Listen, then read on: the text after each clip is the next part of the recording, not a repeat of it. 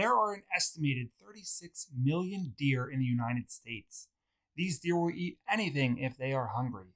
In this video, I'll cover 3 strategies to prevent deer damage in your landscape. First, I'll talk about how to find native plants that deer are known to avoid. Next, I'll cover plant protection, including repellent and physical protection. And lastly, I'll share my experiences with dog urine. First, I'll talk about plants that deer are known to avoid. Some plants are poisonous to deer, while others are spicy or have an unpleasant texture. So, how do you find the best option to meet your needs? There are 2 options, books and online. I'll start with the online options because they are free and quick to check. I played around with search terms and found the best options are to use a combination of your state or local university combined with deer-resistant plants. I live in southeast Pennsylvania, so I have lots of options to try, like Penn State deer-resistant plants and New Jersey deer-resistant plants, and so on. I'll share the best 2 options I found. To note, the links to these options are included in the description. First is Rutgers University, which is incredibly user-friendly. To the right, you can search using a plant name or use the 3 drop-down boxes to select browse options. In select plant type, I selected shrubs and clicked view. Next, scroll down past the ratings key on the left to see the results, which are grouped by rating. This is very easy to use, and you can click on the common names with a hyperlink to see a picture. Okay, the other great option in my area is the Penn State PDF. This is great because it's easy to print the 2 pages to use if you're doing more research or when you go shopping. Very straightforward and logically arranged so you can quickly find options to meet your goals. The obvious gap with these 2 lists is they provide the plant common and botanical name only. For the average homeowner, more research will be required to find a plant or combination of plants that work for your goals. This is where a book like Deer-Resistant Plants for the Northeast comes in. This book is grouped similarly to the Penn State PDF and also includes pictures, companion plants, sizes, hardiness zones, and more. Here is one example of Indian pink or pinkroot. This wraps up plants to avoid. Please take a minute to click like and subscribe as I move to deer protection, which is split into 2 sections.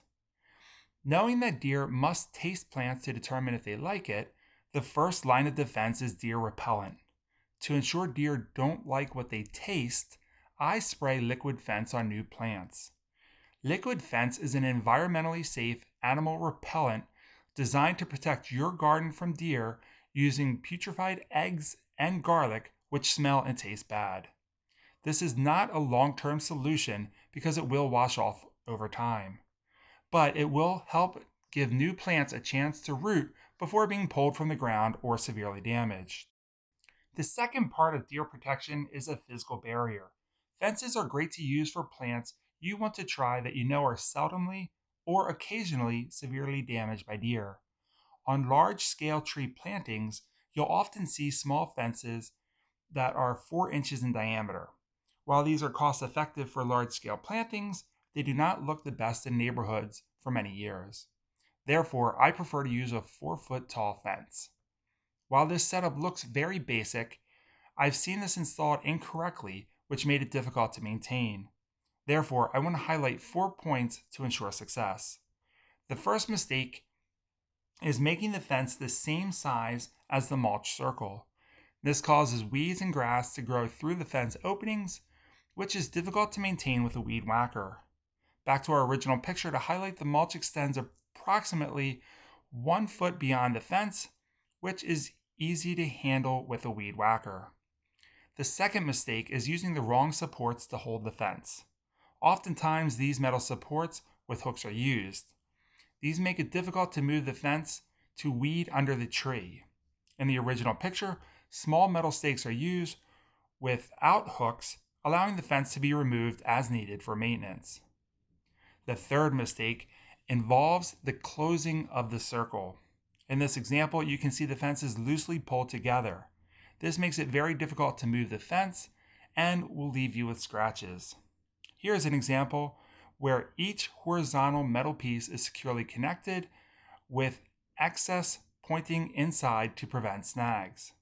This is important in being able to freely move the cage to pull weeds and amend the soil with compost or mulch. The fourth and final mistake is this is not a coated, which therefore rusts. This is not a deal breaker depending on how you view coated PVC coatings for the environment, but a consideration that the rust color stands out more when viewing from a distance. This example is a 2-inch by 3-inch PVC coated steel wire. Lastly, let's talk about urine. There are reports online of human and dog urine being used to repel deer. I'm not willing to say scientifically that this works 100% of the time, but I will share that I live in an area with deer and they stay away from my plants, which have no deer protection. As a regenerative landscaper, our half acre is covered with loads of different native trees, shrubs, and perennials, so I would expect to see more deer damage. So, how could urine be helping? Well, I live on a golf course with 4 holes circling my home, which is marked with a small red square.